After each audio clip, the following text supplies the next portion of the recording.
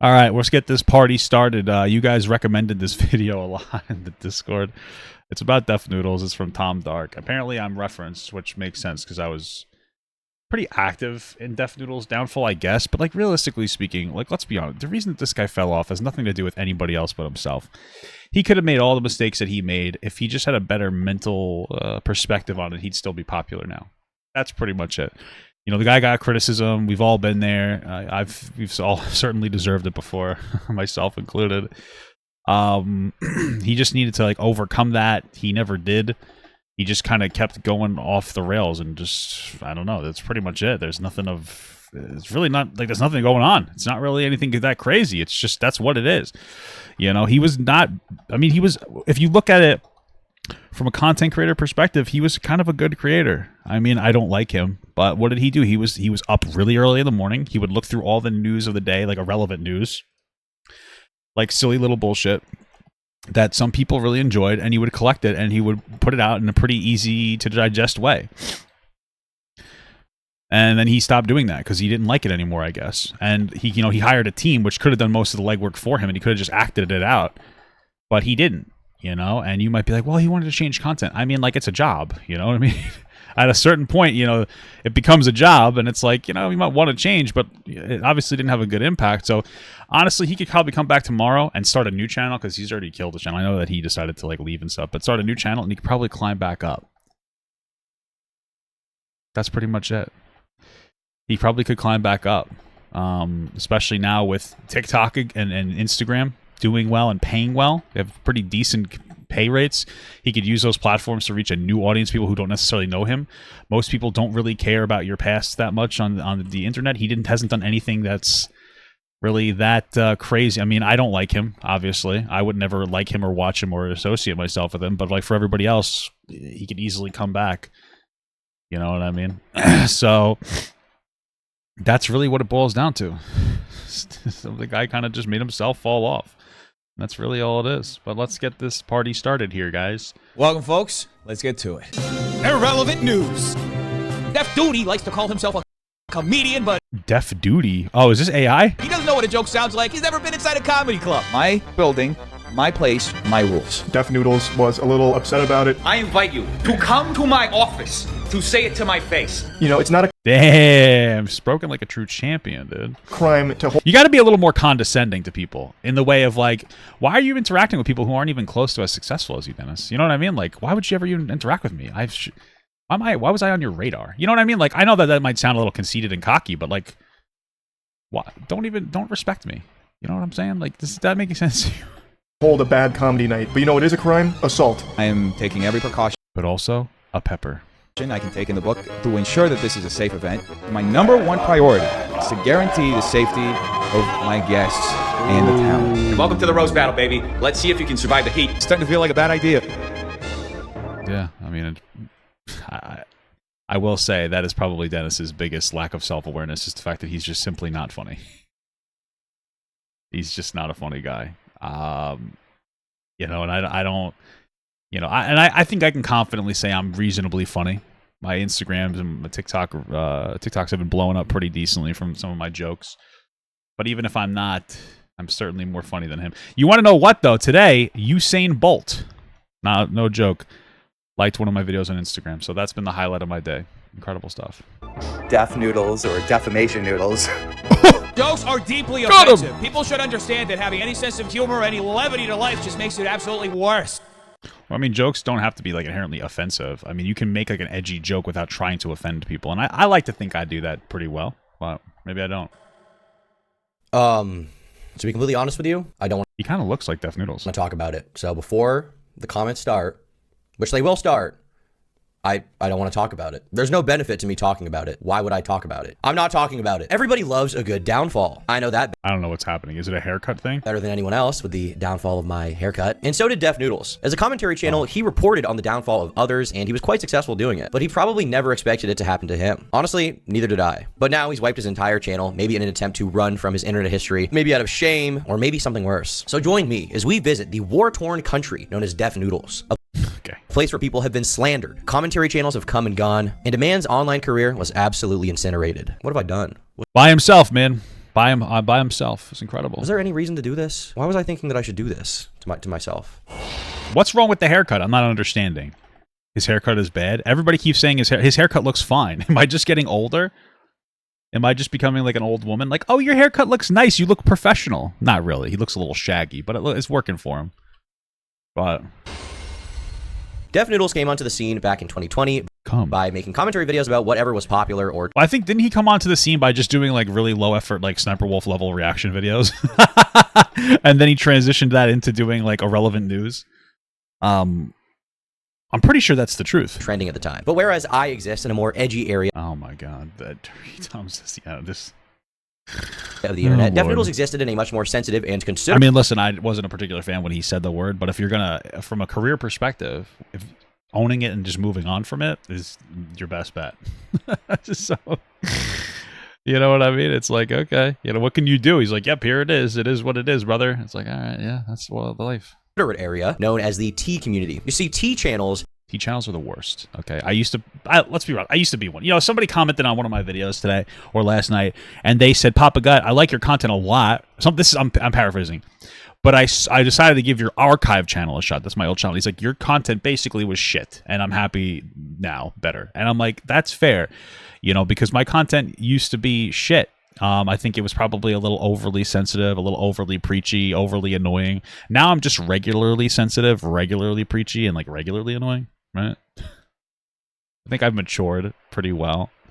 But like I was part of that community, man, and let me tell you, I've been adjacent to many communities, the political drama community on TikTok, the T community on YouTube, even I guess these commentary community guys. The most toxic people is the T community on YouTube. They are fucking ruthless and they're insane.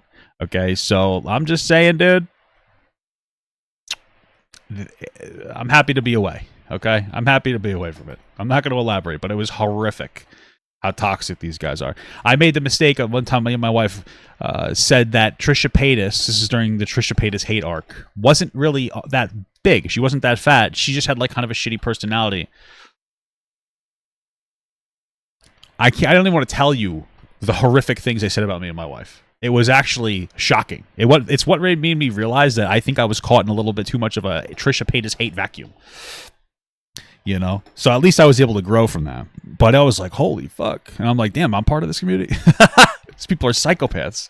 Are basically commentary channels. It's the same kind of content, but for women and gay people. And I don't say that in a derogatory way either, as much as I would love to. No, these are just channels that appeal to a broadly female and gay male audience, covering makeup drama and influencer drama in the female perspective, basically. There's a lot of Yas queens and slays being used in there. Yes. Bro, you know what's so funny about Ninja? The low taper fade meme is still so popular. Did you guys know that? That's fucking crazy.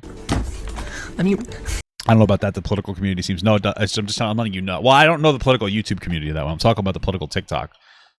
But the T community is terrible, okay? Let me put you on the chalkboard. They're all fucking terrible.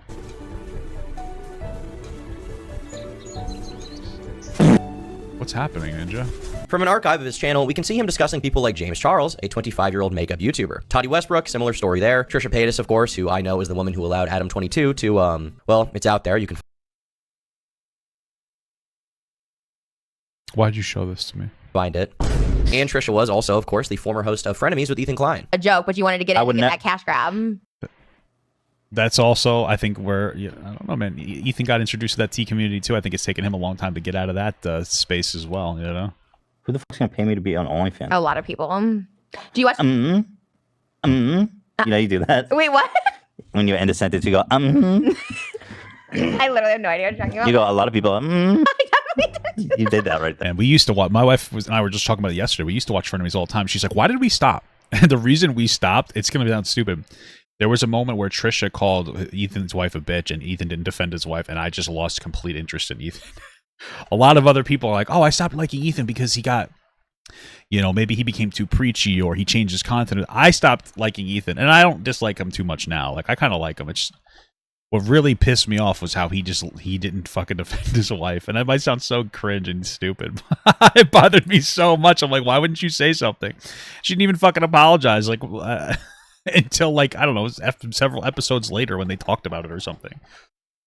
It just pissed me the fuck off, dude. I don't know. I felt so. It felt so weak.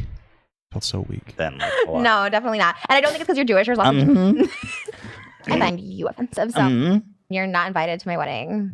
Yeah, I guess I didn't last too long. I'll remember not to come next week then. In the same way that people like myself, or Sensitive Society, or a Cheeto create slop content for the YouTube drama audience, Def Noodles That kind of looked like me. did it for the tea community, making sure to post an 8-minute long video every single day while we're Yeah, because then you could put more ads in the video once you hit 8 minutes. wearing cat ears, glasses, and screaming into the microphone like a 2010 Minecraft YouTuber. I'm a cat in a Minecraft house. I'm a cat. He had 500,000 subscribers, so a pretty big channel, and was averaging, 100,000 to 200,000 views on his videos. Yeah, he was doing pretty well. And then after our first conversation, it dropped down to about 80,000. And then after our second conversation, it dropped down to about 40,000. So though I really don't need my legacy being the guy who had a negative impact on Def Noodle's mental health. I think I'd rather be the guy that makes edgy jokes on Instagram and TikTok, which is where I'm gravitating towards. So God bless me, and lucky me. So he had a very consistent viewership. So consistent, in fact, that he was actually a guest on the H3 podcast. Well, guys, last year, as you know, I had a co-host for the Steamies, Trisha Paytas, who, by the way, is excluded but from all categories. I mean, I guess that makes sense.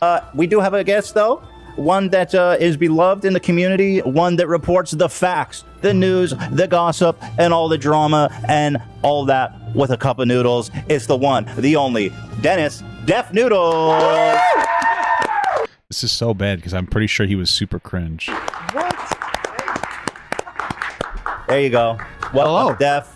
Well, thank you for having me. This is crazy. Ladies and gentlemen, he reports the facts and only the facts. He's a true American patriot. Dark Brandon approves of Def Noodles. Now, all this is cringe. Bro, Dark Brandon's a fucking alpha male. Let's be absolutely real. You guys see the Insane America edits? We own the finish line. That's the hardest thing I've ever seen. At worst, right? But it's not his presentation that people really took issue with back in the day. It's the lack of research and manipulation of the facts, even on cases he could have easily had a slam dunk on.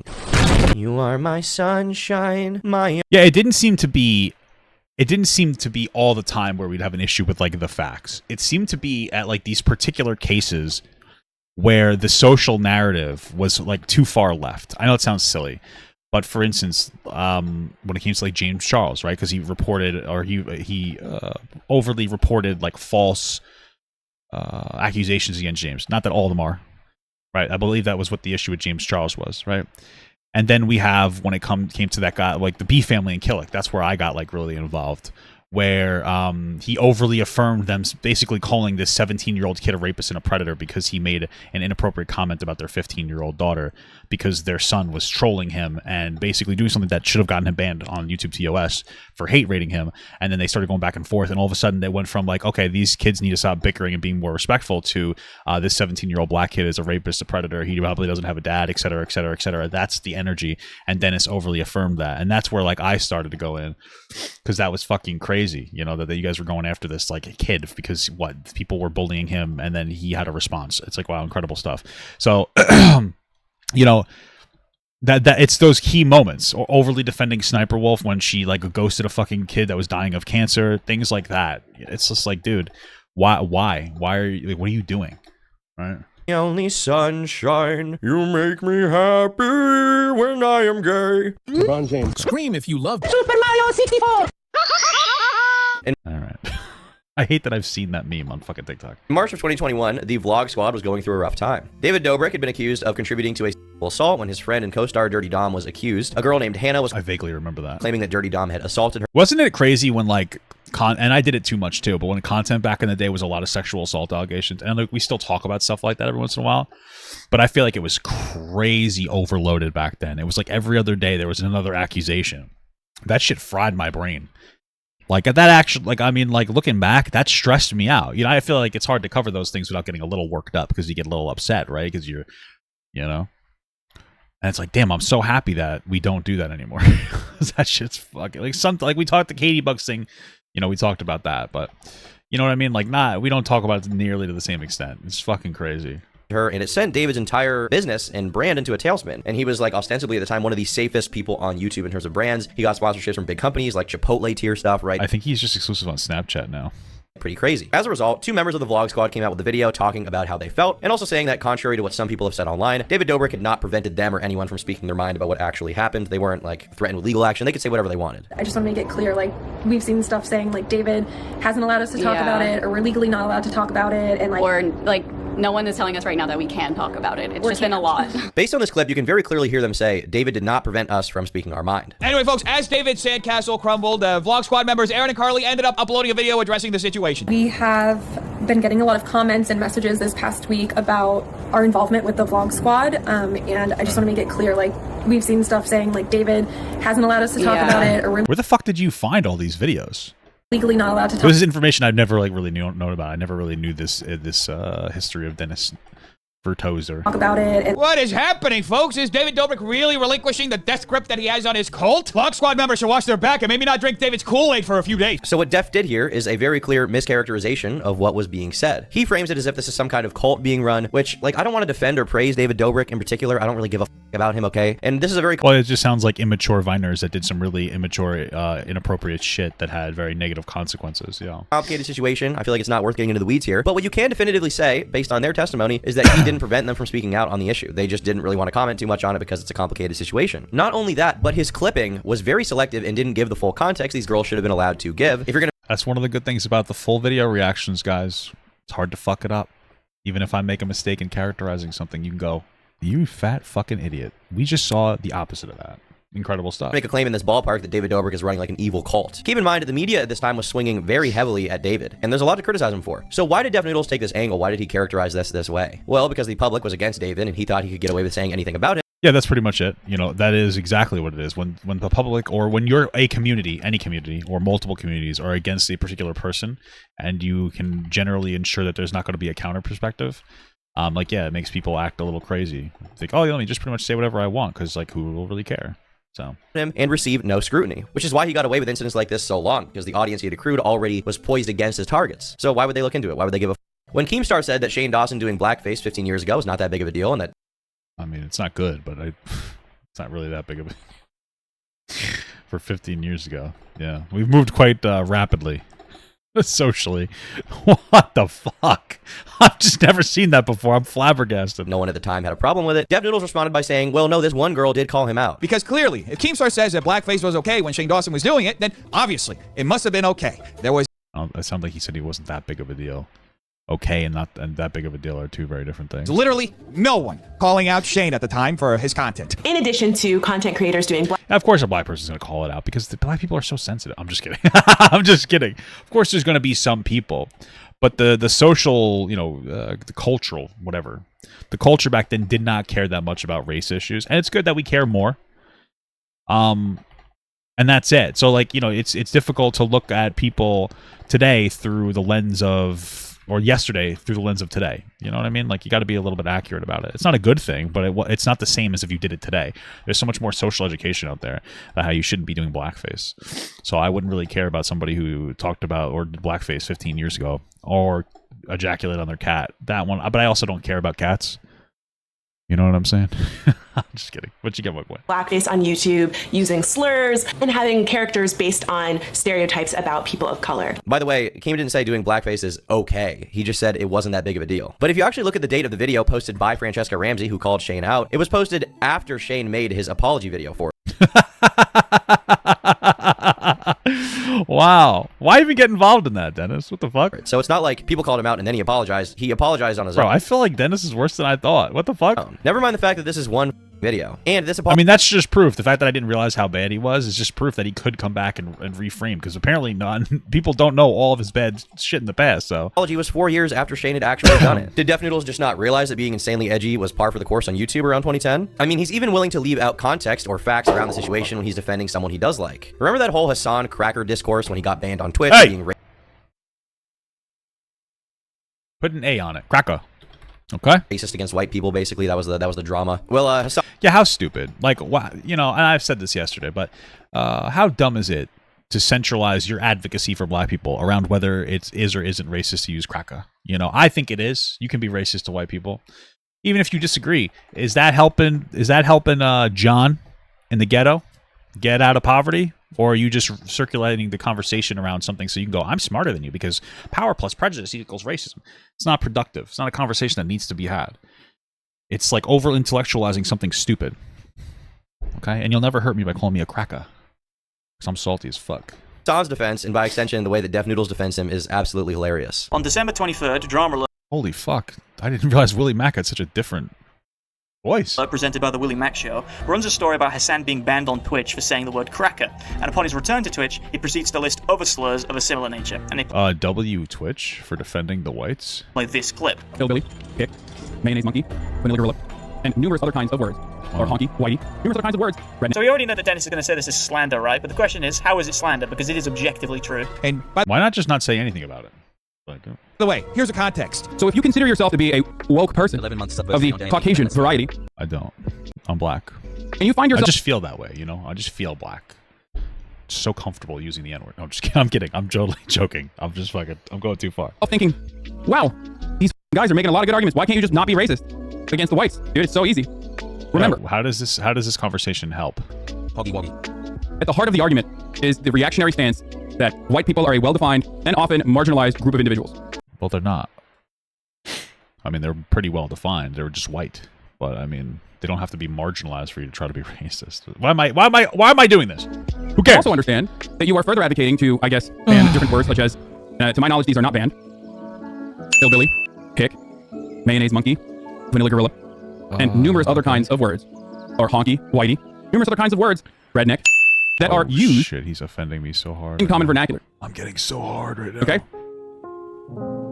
You want to ban the word Karen? Bet you feel foolish now, eh? Using a clip that's been purposely cut out of context to make it seem as though Hassan Piker Bro, he looks like actual weirdly Kratos here, and it's uncomfortable to look at. is just willy-nilly saying a string of words that are used to refer to a white person instead of... Well, it's used to refer to a white person in like a negative context, right? Like, so it's trying to be offensive. It's not, but it's trying to be, and I think that that's kind of the central focus there, you know? doing what he was actually doing in the video, which is describing words that are not currently banned on Twitch. You see, he wasn't saying slurs. He was describing slurs through the medium of directly saying them. If the clip had gone on for just a few more I'm making new WoW characters. This is the game, bro. This is the game. My character's maxed out. I have to wait till August 26th to fucking play this in any meaningful capacity. seconds, people would have noticed that Hassan Piker had also mentioned the word Karen, but that was conveniently left out of the clip because it would have upended the narrative. Dennis, are you trying to say that the word Karen cancels out slurs? Now, this is just a few examples. Maybe you're thinking, oh, well, it's not that. Well, the idea is that Karen is apparently... What's silly is that the implication is that Karen is only used against white women, and it's not. But like, and then that somehow is like offensive, but it's not. Being a Karen is just like you're being an annoying bitch, right? You know, they're not. You're just going after somebody for being a bitch. Being a bitch is bad. You know, being white or black, that is not bad. That is, unless you're at the beach, then it's bad because I burn up very easily. So That bad. I mean, he's taking people out of I come to classic. What classic? context, but you know, it's nothing super crazy for your typical, T channel, right? But this is Def Noodles on YouTube. Like season Discovery or what? Where, like myself, he's much more tame than he is on his Twitter account, which is where the real fun begins. This guy's too unrealistic. You see, Def Noodles had a huge hatred of the Vlog Squad, so he posted this tweet. Who could have seen this coming? Like David Dobrik, the Vlog Squad. Oh, well, he probably. Damn, I should grow my hair out like that, huh? Well, I mean, it makes sense because that's who you're supposed to hate in that community, you know. Jason Nash's alleged girlfriend, Rachel Valesco, also was a super fan, saying in a 2019 clip, Jason Nash, if you watch this, I'm crushing on you. Jason and Rachel were recently allegedly filmed together by paparazzi having a heated discussion in Jason's car. The implication he's making here is that this is wrong because she liked his videos before they dated or something. Keep in mind, she's 23 years old when she's dating Jason Nash. So what exactly is even the issue? But maybe this... I mean, if he's older than her, then it's like weird from his perspective because what do you have in common with her? But outside that, it really doesn't matter. Just because you like somebody... like if my wife and I dated before I was successful, she's why I am successful. I genuinely believe that.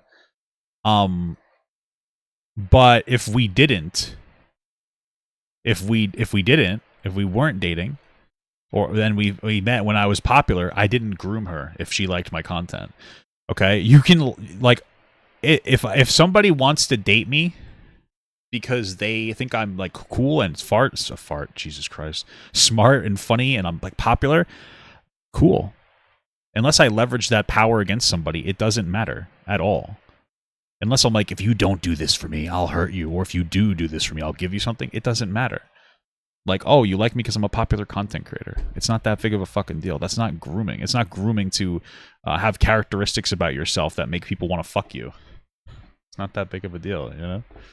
Isn't enough for you, okay? Maybe you want to give Dennis some plausible deniability, be like, well, beyond a reasonable doubt, maybe he was just reporting the facts. Well, all of that goes completely out the window with this next one. James Charles was accused in a parody video, which is clearly a parody, as marked in the hashtags as #funny, #meme, of messaging a young boy. Now, it came out around the time there were a lot of other allegations that weren't, for parody purposes against James Charles.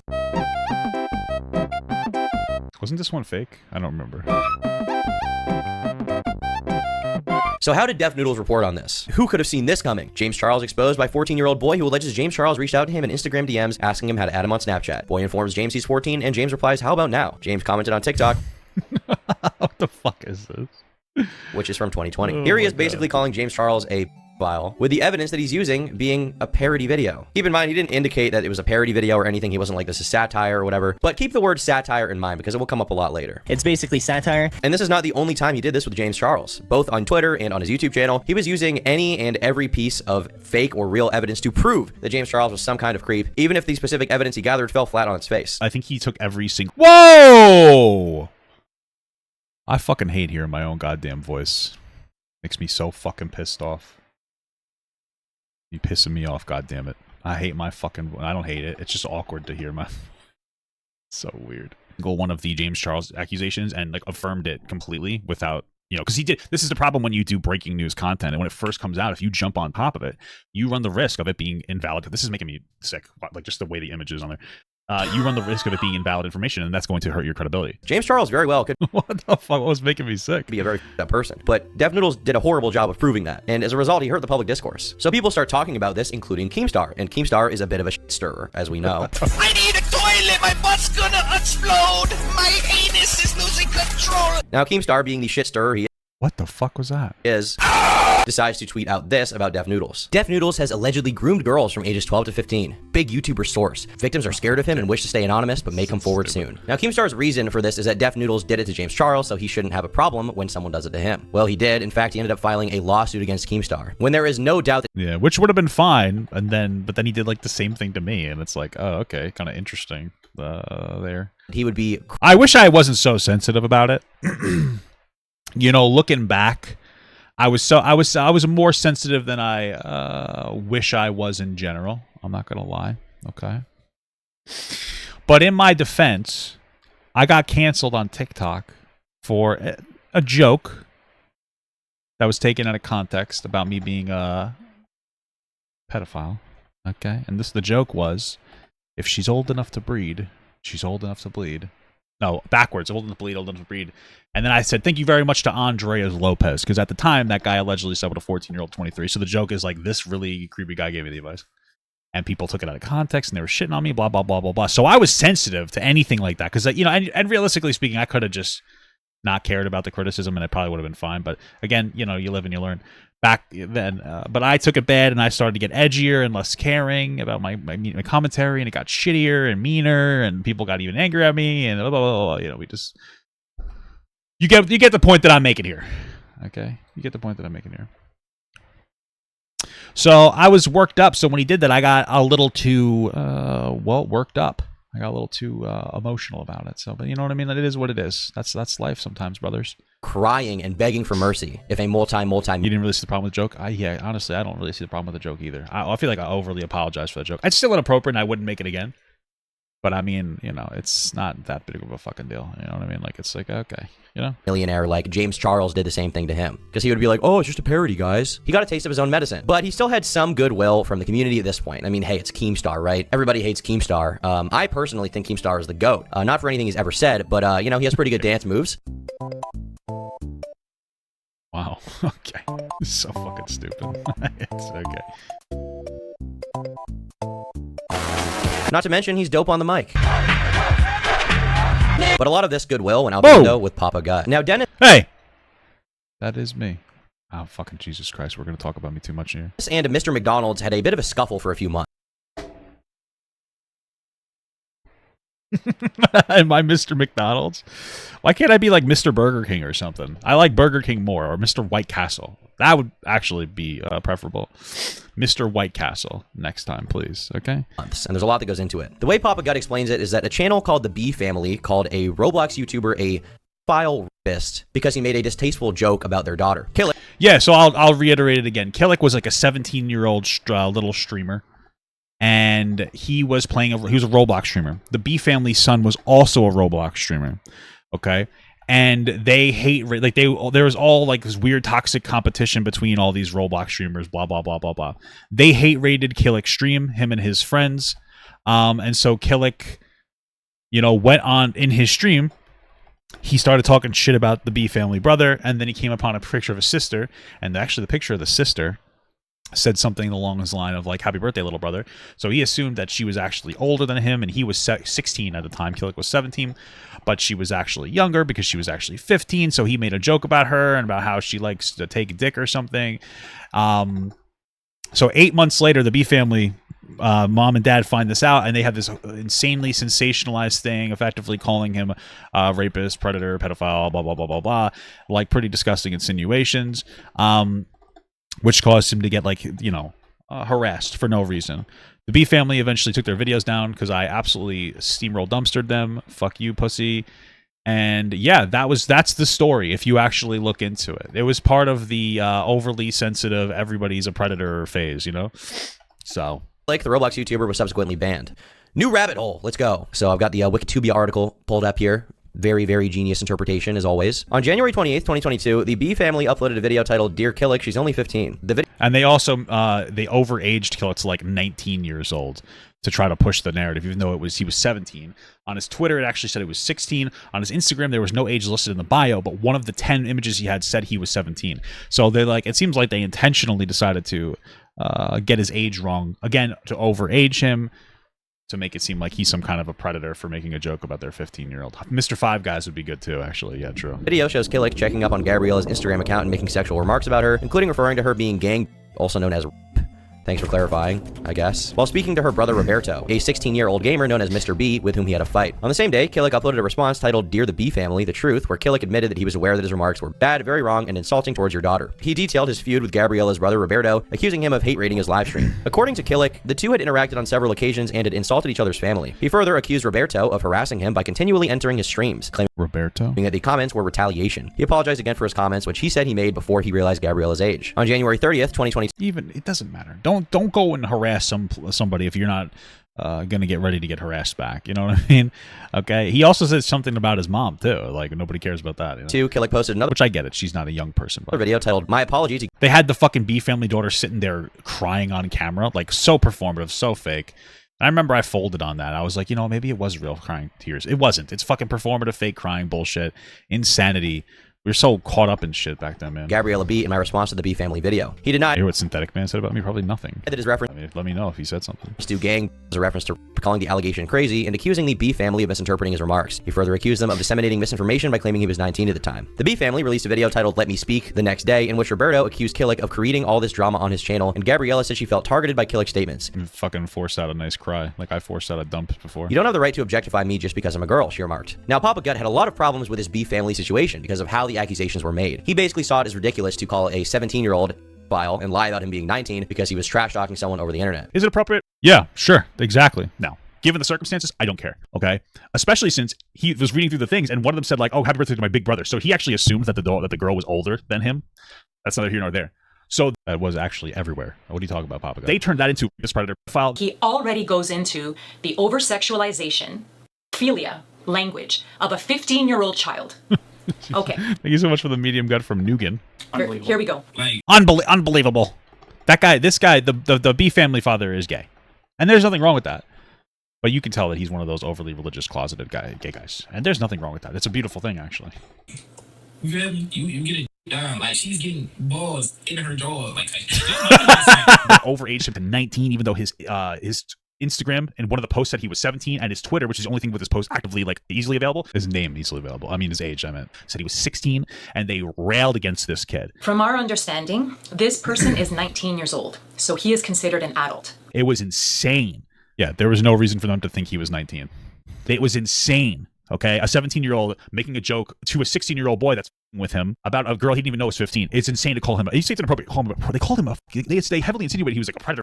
You can see here the way he sees it is this like trying to ruin a 17-year-old's life over internet trash talk, which from everything I can gather seems to be a relatively fair interpretation of events unless there's something big that I'm missing. But Dennis, Def Noodles, did not see. I mean, you could watch the whole. I mean, he looks like he did watch the video. Oh, he might have paid somebody to watch it, but that is the insinuation I got out of that. See it that way, or maybe he didn't see anything because he just uncritically reported their video and supported everything that was said about. Yeah, that's more likely, to be honest with you. Killick. Mr. McDonald's here calls him. Why McDonald's, dude? Out for this and actually manages to get him into a call. The call me White Castle or something. Comment on the top of this debate video on YouTube reads, "Should be labeled Papa Gut accidentally helps Def Noodles expose himself as an idiot." And kind of based. The rest of the comments are about the same. This is literally a case of an adult trying to explain to a child. Def Noodles is what happens when you think you're smarter than you actually are. So what happened? Well, Def Noodles got butthurt. Motherfucker got famous on TikTok for joking about 14-year-olds. Like I said, I wish I didn't get so sensitive over this moment, bro. But I got famous of more than just making jokes about kids, okay? I really didn't make jokes about kids. It was mostly being very racist, okay? So give me a fucking break. No, I would make edgy jokes. I got really big off of like social political commentary. My first million view video on TikTok was it was so funny. It was actually a video where this was like right in 2020 when everybody was virtue signaling about black shit, and I was like, I'm a supporter of black people, but it was getting so preachy and virtue signaling, and I called it out. And it was funny enough, the person I called out actually was somebody my wife went to high school with. That was fucking crazy. What a small world. We ended up having a conversation. She's a nice person. But yeah, no, I got big off mostly jokes, though. Those were my biggest video was actually me out twerking. James Charles had 25 million views. I actually got a video recently with 10 million views. So that's cool. You know, we're back on the talk, baby. Then gets offended someone jokes about him. But you know, he was right. I shouldn't have said that. I should have instead said he makes himself so small in his videos to hide the fact he looks like a pedophile. Okay. Jesus Christ. I'm not gonna like the next part of this. I get too sensitive. Papa Gut is not a pedophile, keep in mind. But he is Hey, you don't know that. He's very fat, which is undeniably way worse. It's possible. I am eating all the food that African kids can eat. They're starving. Although not all of them are starving. That's racist, I think. So, but poor people can be eating the food that I'm eating. But Don't want to die, you fat bitch. I mean, on one hand, you can say it's like funny to call someone, you know, they say they look like a creep. I don't think there's necessarily anything wrong with that in a vacuum, right? Especially if it's your friend. I get that it's used as an insult. It can be funny, but that's not what this is. He specifically. Well, here's the thing. At the end of the day, I got too sensitive over the remark, whatever. But the problem is that this motherfucker was trying to sue Keemstar over doing the same thing to him. So it's like, that's the part that's fucking crazy. Qualifies it with, well, he's not really joking about those jokes he made on TikTok. And this is what he looks like. He must be right? I did have my shirt off in my TikTok videos. And in my defense, it was very warm. And it was, you know what I mean? I just didn't like I don't like wearing a shirt around the house. But looking back, I wear a shirt more now. I don't record myself shirtless. Okay? Right? I mean, there's really no defense Dennis could make in this situation. I've constantly called out predatory. I don't want to hear myself get upset over this, dude. I fucking cringes me the fuck out. Fuck! Content creators. Sorry, I got a little emotional there. Big part of my content. When we first talked, oh god, this is gonna be so fucking annoying. They give you a tremendous amount of charitability. That part's true. But it's gone now.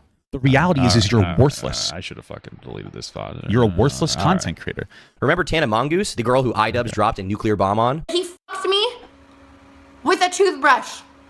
He fucked me with a toothbrush. A toothbrush. Okay, well, that's kind of hot, no? She posted a picture at one point of herself with a new necklace, and it has this little cross on it. And this is what Dennis writes about it. Who could have seen this coming? Some noticing Tana Mojo's new necklace has what appears to be an iron cross at the top of a marijuana leaf. According to the ADL, the iron cross is adopted by neo-Nazis and white supremacists. However, well, I am German. Can it be determined to be a hate symbol when without the swastika? Oh, don't tell me to relax, okay? Shut up. Who actually was noticing this on her thing and like curious about this? Who actually I beat the boss. Tana Mojo, one of the most like famous, I mean, kind of like, you know, ratchet, woke, whatever the you want to call her, YouTubers of all time. Ratchet, woke. Interesting. What makes you think that she is going to be wearing Nazi memorabilia? Was anybody actually even saying this, or did you just have a slow news day? On a side note, if that is slow news, it's been pretty slow lately. That's probably why we're reacting to this video. And that's not like a bad thing, you know. It's just slow. There's nothing really going on. Thank God I have TikTok to fucking put energy into it. Is real, then Tana, be sure to hit my line. And this is literally the tip of the iceberg with this guy. It gets so much worse. Life ruination. It's a topic. Hey, listen, just to be clear, and again, I don't need the Def Noodles thing to be part of my legacy because I have so much other things to do. I'm just starting. Okay, I'm a fat old man, and I feel like that's where I'm gonna peak out. I'm gonna hit my prime in like my 40s because I you know what I mean? Like I'm lucky with that. All right, so I'm getting up. I'm not there yet. I'm still on the come up, boy. But again, Def Noodles' views dropped fairly significantly after his interaction with me. Like that had a very negative impact on him. Okay, and again, it was the mental perspective on it. But I'm just saying, I'm still gonna say it. I'm still gonna say it. I don't give a fuck.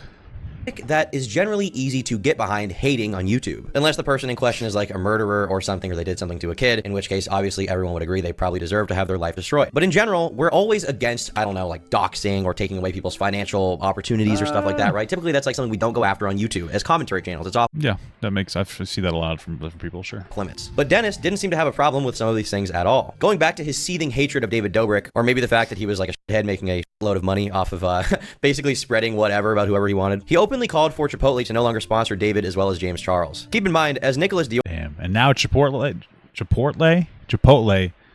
they're not even, we gotta cancel Chipotle, is what I'm trying to get at. They don't even give enough fucking chicken. I don't go to Chipotle. I don't give a fuck, okay?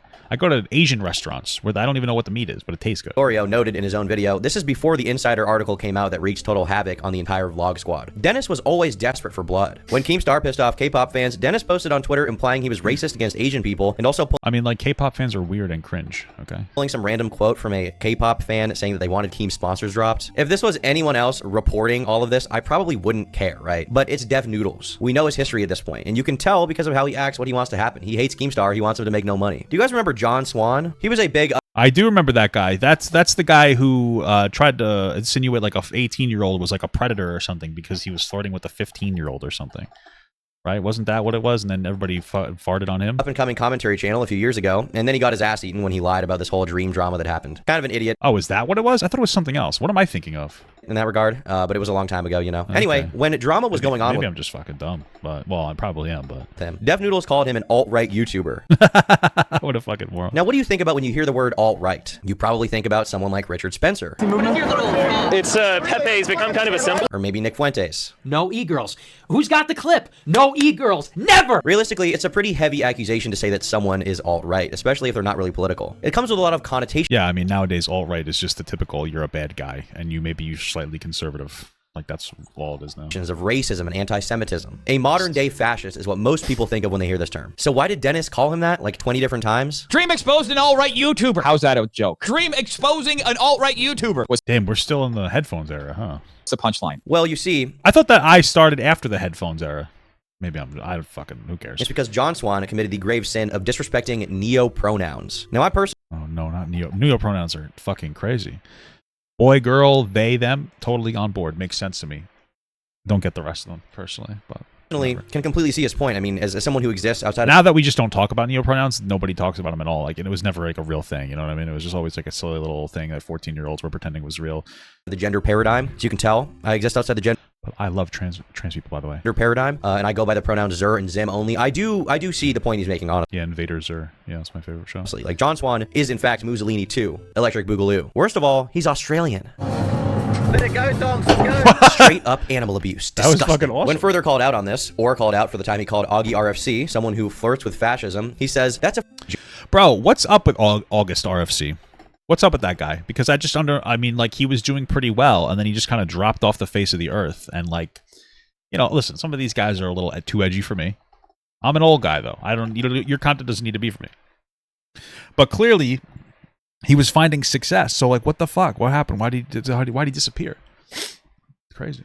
Joke. My audience got it. The only people who got offended were the people I was making fun of. You should unfollow me immediately if you don't get my sense of humor, because you have no business gatekeeping jokes. I'm giving you a choice before I block you. Do you all remember Sky Jackson? Sky is a former Disney Channel star with a pretty Oh, yeah, and she made that video about, you want some of my chicken sandwich or something? And then people were like, yeah. And then she's like, no. And then I saw a white guy call her the N-word, and I was like, wow, that's a fucking edgy meme. It was one of my first TikToks I ever saw, and I was just flabbergasted. It was an incredible thing. It was just interesting.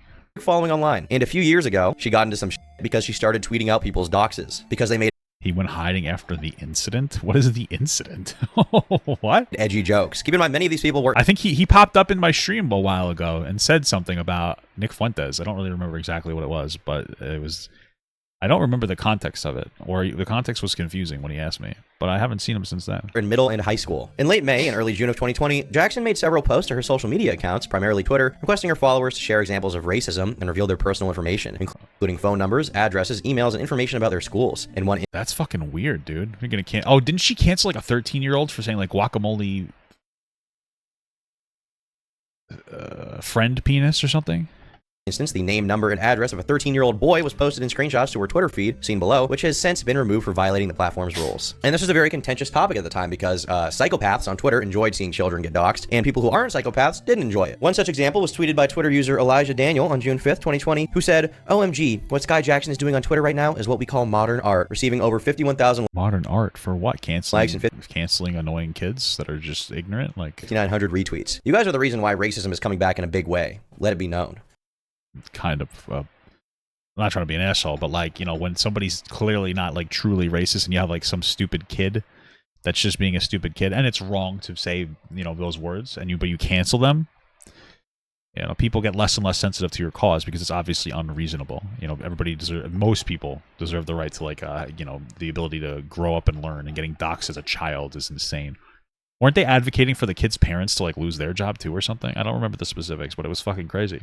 You contributed to this. On June 15th, 2020, Twitter user ZapTie, whoa, that's me, criticized the actions of Jackson and her followers and stated, "This psychopath spends her time doxing high schoolers for saying guacamole penis." Hey. Okay. I cannot make this shit up. Receiving over 4,300 likes and 700 retweets. Sky was going out on a limb to dox children for making edgy comments on Instagram. Pretty ridiculous. And you want to know who absolutely loved it? None other than the man of the hour. Here we are once again, addressing more allegations. Sky Jackson is making Twitter history right now, exposing racists for the past 5 hours nonstop. How noble. Chungshu, konnichiwa, grandmaster. What the fuck was that? I don't understand. Okay. When commentators make jokes about sensitive subjects, they are flirting with fascism. That, you know, the disenfranchising minorities. Okay, sorry. Why I'm banned from the Holocaust Museum is fucking stupid as shit. Okay. I'm allowed to laugh because I'm German and Jewish, okay? So I have the right from both sides, okay? Jokes that hinge on my grandmother and grandfather actually met at the park. Some would call it a camp out, okay? Misogyny and flirting with fascist ideas. But when Def Noodles does it... You know what's kind of funny? And I remember, like, it was probably a little too preachy, but I remember when I was talking about the Killick thing with Def Noodles, and I was like, there's a history of intentionally overaging and overmaturing black people in order to prescribe more punishment onto them. And that was too much, probably, back then. But my point is like, if you're going to sit here and pretend to be all fucking woke and, you know, whatever, why wouldn't you consider that point when it came to the B family situation? You know what I mean? Unless you didn't really care. Okay, but you can't out-woke me. Papa Gut was fucking amazingly woke back then. He was incredible, you know? And there might actually be a truth to what I said. There might be a little truth, because they said some shit that sounded fucking racist. I remember that from that video. But apparently he's just posting a parody, right? When he posts... Papa, would you like one of those Def Noodle shirts if you crying? Is it still available? Maybe. A parody allegation as if it's real alongside other allegations, that's just satire. That's parody. Everyone understands it. I don't know about you guys, but the only fascist I would ever flirt with is Rage After Storm. You see, this may be confusing. I don't know who the fuck that is. Is she trans? Noodles is a commentary channel. He reports on serious issues. How can he just be joking all the time? Well, it turns out it confused a lot of other people too. I was totally right. You know what? You might be right. I am always right. No, but I might have been right, to be honest with you. Which is why Vulture wrote an article about him. Have you ever loved Papa Gut? Bro, it was a good question. It was a little cringe, but it's a good question, okay? I don't know why I asked it, but I'm going to pretend it was a good question. We don't care. Entitled, Def Noodles is testing the limits of YouTube satire. He's testing the limits of it by really pushing about what isn't really that funny, but was pretended satire. Now, I'm someone who likes to make jokes. I like to meme around, and sometimes that includes spreading harmless misinformation. Okay. What? YouTube commentator Turkey Tom tweets out, can't wait to see his take, showing a picture of a video from Penguin Zero, who's also known as Moist Critical, titled Massive Israel Drama. Now, what? It's so fucking stupid. This image was fake, but so many people were tricked by it that the tweet actually ended up getting a community note put on it that says, the title of the video has been digitally altered. The real video talks about a TV series and is called Biggest Waste of Money Ever. Moist Critical then quote... Well, that might be similar to that situation. I'm just kidding. Tweets this and says, most people in the comments don't even bother to take 2 seconds to see if this was real. Classic. Turkey Tom then responds to him with... I feel like if you know Moist Critical, you'd know that he's not going to even bother talking about that topic, because, like, why would he? A quote tweet of his own, a picture of a laughing emoji in the caption, when I purposely spread misinformation over the internet. But these are, like I said, mostly harmless jokes. There's no real victim. They're clearly... The problem... Hey! Thank you for censoring it. I appreciate that, Thomas. I know you've been watching my content. Comes when you chip into a serious allegation with a post you claim is satire, but does nothing but... Papa, I watched all this shit live, even when you have the Ever Loved Twitter space. That's based. Further the allegation, especially when you've already been making serious allegations in the past. It muddies the water of what the truth is. Like what he did with James Charles with that troll post, or what he did with John Swan. The satire excuse gives you a perfect get-out-of-jail-free card. When you Well, it only works if you're actually funny. You act like a shithead by just... And you're actually joking. You know what I mean? Straight up lying about someone. And it was getting to the point where people were making videos about how poor of a defense this really is. You don't just get to say that and then claim that it's satire if anybody criticizes you for it. You should instead just say that you're going to give your opinion, and then you will be criticized for your opinion. Well, this is the thing, is that even if I'm using a joke to communicate an opinion sometimes the joke is just a little bit of flavoring on top. You know, there's usually a reason for the joke. There's something there. Let me get the XP gain. What level am I? I shouldn't have But gone. at least you won't look like a total bitch for saying that you're not going to share your opinion in the first place, and it's all just a joke. Jesse David Fox, or Vulture, writes, Def Noodles is a test to see if satire, irony, and paradox can work on the internet, and the results are decidedly mixed. In fairness, Phytosa doesn't exactly make it easy. When people criticize him, it's because they believe he is hiding behind his character. They'll point out that Phytosa says he doesn't care about the goings-on he covers, and yet he spends 16 hours a day following every movement of fringe celebrities. Or they'll point out how he'll sometimes note that stories are serious, even though he says the point is that it's all irrelevant. And this is the crux of the problem. His jokes are not about how ridiculous the idea of the accusation is. It's not poking fun at the culture. It's just lying. There is no real joke. He just slanders people when it's convenient. Well, he's also not funny. I mean, sorry, but...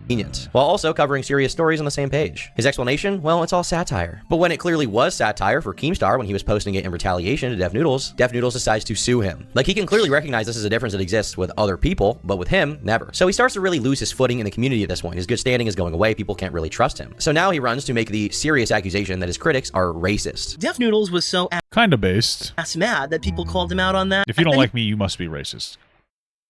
That's the reality, okay? Because I'm black. I'm just kidding. I wish, well, let's just move on. This joke's getting weird. He actually went on quite the tirade, implying that my friends and I disenfranchise minority creators. Let me just tell you something. You know, I don't watch a lot of Nicholas Diorio. I'm sure the feeling's mutual. But I like his normal person voice better than this, like, you know? And I used to do that on TikTok, too, so I can't really criticize too much. But, like, the performative voice is so weird. You know? That's my opinion, at least. Racist for calling him sensitive for overreacting to an exposed video by some random kid. He then presented the image of himself as some immigrant who's overcome tremendous obstacles and is...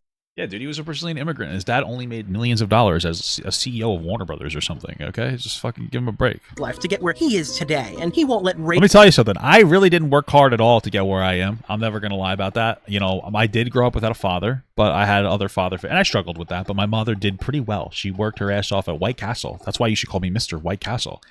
And she did pretty well for herself. She had a company car. She made a low, but still six-figure salary. You know what I mean? So, like... I was doing pretty well. My mother did all right. You know, I didn't struggle there. And then I just happened to start making TikToks at the beginning of 2020, and then COVID happened, which was terrible because people lost people, myself included, because COVID was terrible. But I also got really popular. So, you know, terrible stuff, but, you know, fortunate for me. And then what do I do now? You know? So I'm consistent, but hard work. I didn't really start from the bottom of anything. But I did start from the top of that ice cream container, and now we are at the bottom of it. So, Mr. White, that's another one too. But yeah, I mean, like, I'm not ever gonna sit here and tell you about how I made it from this, I made it from that. You know, I got very low. I dropped out of fucking high school. I was a smart kid. I was a fucking double accelerated honor student. I had a high IQ. Now I don't even know how to spell that because my brain is rotted from internet politics.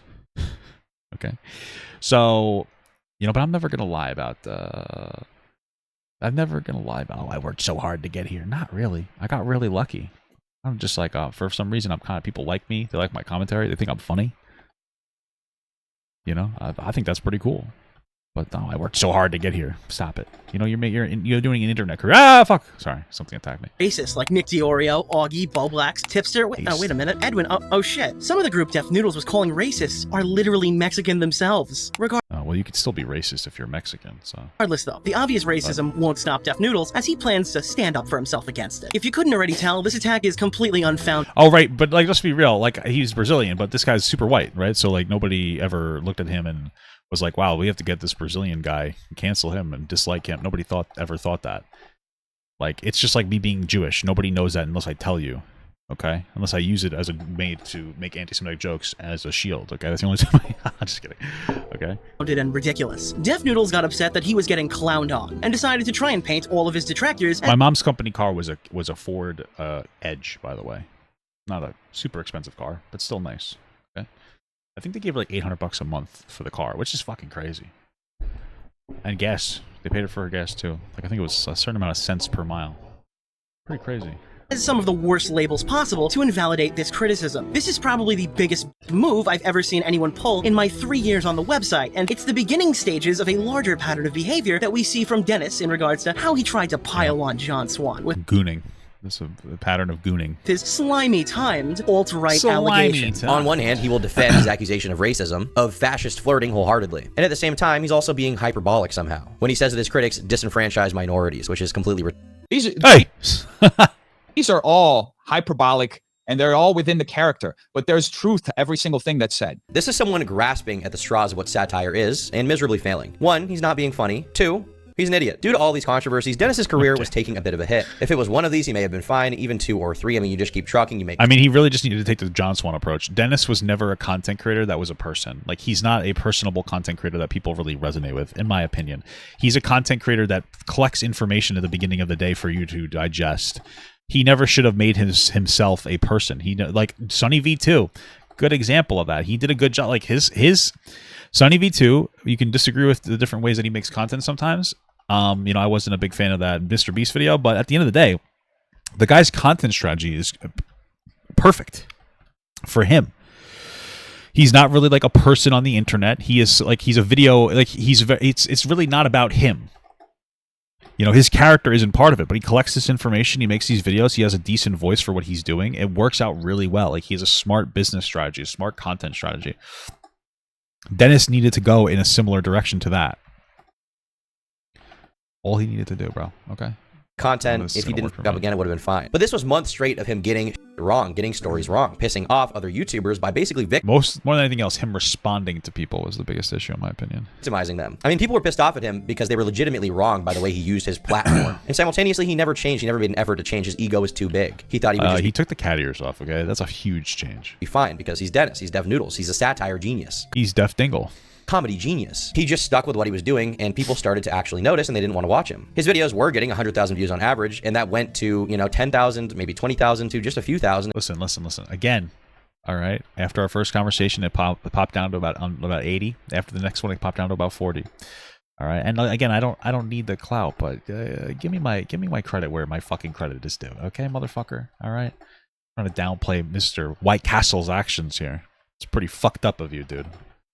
All right. In a short amount of time. A fall off only seen in very, very rare cases. Even some of the most hated people online still pull very good viewership. But Def Noodles had an ace up his sleeve. Comedy. Stand-up. True that. Has always been his true passion. Before the pandemic, Dennis was he went to the same school as Vincent Vaughn.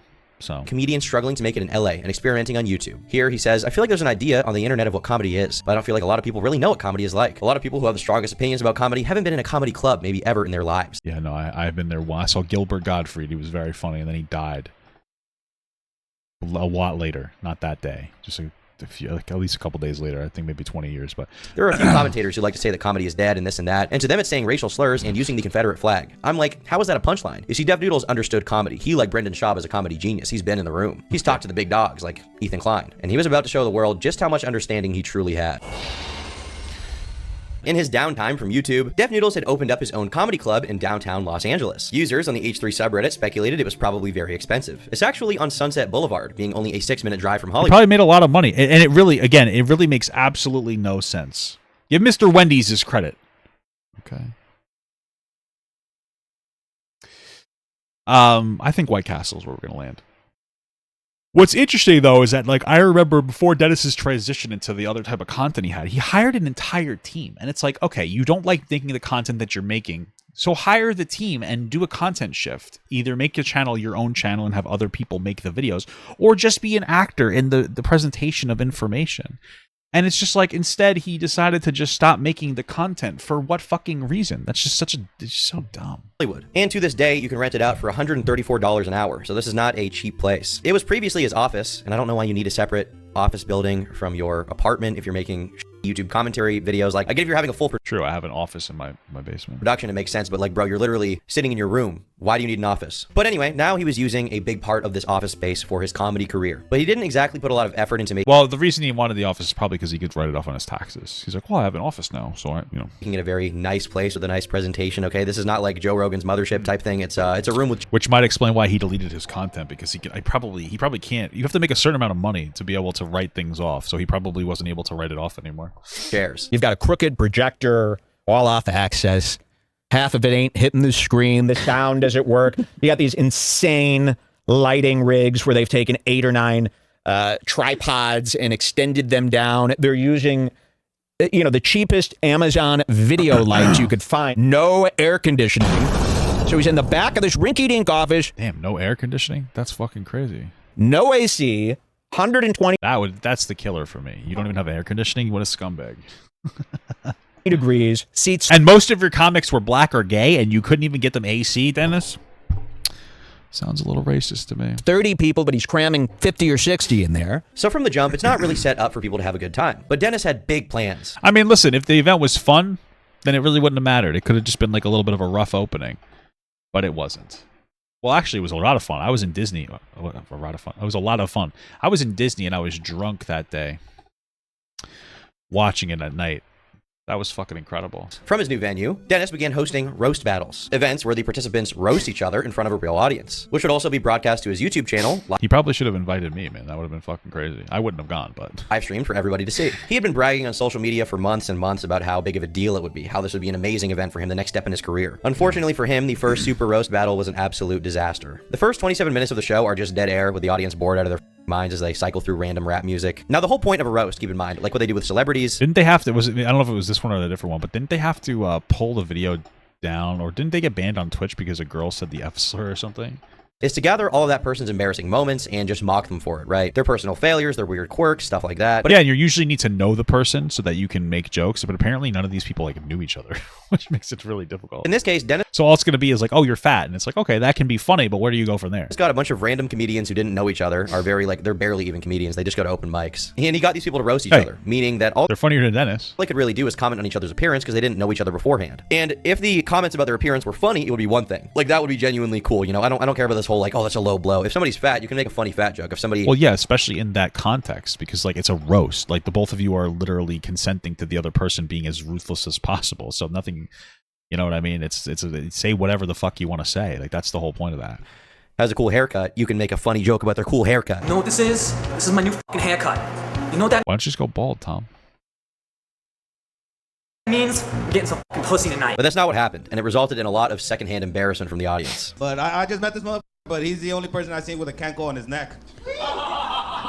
Oh. Oof. I don't know why you're wearing shoes to relax. Why is Dennis there? Why doesn't he just let the two of them do what they're doing? Bro, what are you relaxing from? You haven't moved in days. I know you're not coming at me with that neckline of the shirt looking like you stretched that shit for my... I feel bad for all these open mic guys, comedians, I guess you call them, because they didn't know what they were getting into. You know what I mean? Like they didn't realize what this was going to be. I feel kind of bad for them all because they're just trying to have fun and learn and grow. And Dennis has too many eyes on him for what he is. You know what I mean? Miles, what even is this, bro? Is this like just You have on a vest in the summertime.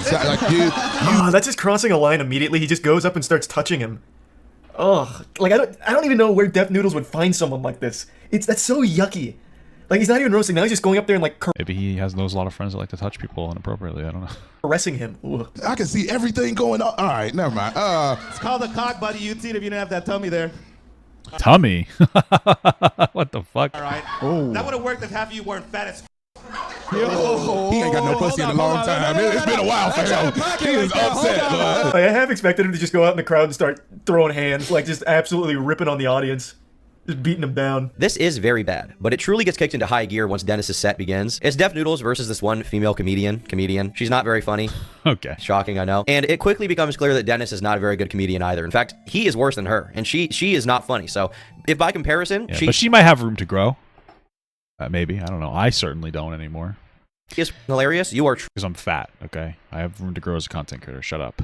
truly like negative comedy points for you, my good sir. Bert Kreischer would never approve. You wearing that dare shirt because you're like, I dare you to run away from me. Okay. So I stopped watching after his joke. That'll be new territory for me soon. Carrot Top called, he wants his look back. And that's when I stopped. Okay, I don't blame you for that one. So now this is all new. Wait, Cat got your tongue? No, you Pussy just got your tongue? Nah, you look like you woke up in a dumpster. I feel like after that, you should probably, like, if you didn't get the pussy got your tongue too quickly, just let it go. You know, you don't gotta double the joke up. You know what I mean? It just came off as weird. Like, this is what happens at, like, a middle school lunch table. Like this is just awful. Ugh. If you don't shut the fuck... Why are you up here? I'm looking at your teeth because I just can't. It reminds me, you ever see that Hey, I'm looking at your teeth because I just can't. Wow, incredible. movie Ed with the horse with the big teeth? I don't have that big a teeth. I mean, you're just like fishing for something now. That's the funniest comment of them all because it's very true and very sad. You look like emo Shaggy. Emo Shaggy. That's Come on, Death Noodles. Low key. You got this. I don't understand how you have holes on your knees, on your pants. Oh. 'Cause you don't go down, right? Oh, I do. I mean, like, just why would you insinuate that a lesbian doesn't go down on girls? I feel like that's what else do they got? They go down on girls, or they fuck them with their fingers. And then if they have big fingers and they're well hung, I think that's how it works. So yeah. So that's the only context I would be well hung in, unfortunately. But hey, what are you gonna do? Oh my. And the entire thing is like this. It's just painfully unfunny. It is cringe. Charlie here, when he reacts to it, he calls it a middle school roast type thing, but it's honestly below that. At least we were calling people slurs in middle school. I wasn't. What the fuck? The very, very least, okay? This is just horrible. He even asks the girl on stage to make out with him at one point, and it is like a joke, but it's like, it's not really hitting, you know? Huh? Hey, you got dimples too. That's what's up. Yeah. You want to make out? No. Yeah, I know it. That's why I asked. I knew it. That's why I asked. Why would you ask that if you knew it? I don't understand the joke. It's just meta. It's just meta humor. It's actually interesting because all these jokes would have done really well if, like, that guy Dax Flame or whatever made them. Like, it was like awkward comedy with like what was it? What do you call, like, a meta comedy, where the joke was that you're not funny. You know what I mean? That would have done really well. But that's not what's happening, so it's not doing very well. Hey, thank you so much for the $5 from Jack Esposito. How you doing again, brother? Heyo, Senor Castillo Blanco. That's Mr. White Castle. I love your live chat. I was in a leftist chat, and they got mad at me because I told them I fought a hobo for stealing. Well, listen, brother. We always love you around here because you got a very interesting life. So. Now that was truly awesome. And while the event itself was a flop, the reaction that Critical made was anything but. It wasn't even a mid video for him. It got 4 million views. It's a very well-performing video even for his channel. Dennis, now... That's okay. I've done better. Just kidding. I'm never... That was not only the worst commentary channel on YouTube, but his other avenue that he said would be so good, right? He said he'd be so good at comedy. He understands comedy unlike other YouTubers. Well, it's funny because at this point he was starting to do like more like of the typical commentary type stuff where he was reacting to stuff and then, you know, kind of breaking it down, editing it down and whatnot, and it was just not doing well at all.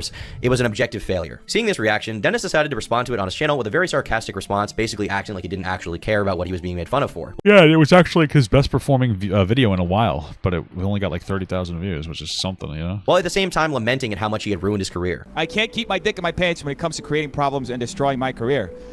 I just need to f it. My career. I need to f it up. I mean... Dennis was having a very hard time coming to terms with the fact that his video sucked and he was not funny. The closest thing that came to an accusation from me, I guess... It just makes me laugh because it's so sad, but like it really does upset Dennis, you know? It really makes him sad that he's not funny. I remember in the conversation I had with him that I had just said, like, bro, you're not funny. And he got so angry. Like, he got very, very, very... He got extraordinarily angry at me saying that. It was interesting. Yes, is when I compared the roast battle to an act of terrorism, which I think there's a good argument to be made there. This was so fucking bad. The two biggest claims to his entire identity, the things he thought he was good at, were being mercilessly mocked by the entire internet. His ego was crumbling. You can see it in real time. I did indeed get banned on Twitch after a gay comedian made a gay joke, and I got massive backlash for it on Twitter as a result. Well, she said like the F slur or something, you know. This part's a little disingenuous because he seems to believe he got banned because of people mass reporting him and having a big backlash about it. Well, probably. I mean, like, you know, he had more eyes on him. It leads to a higher chance of when you say a bad word of getting, you know, banned for it.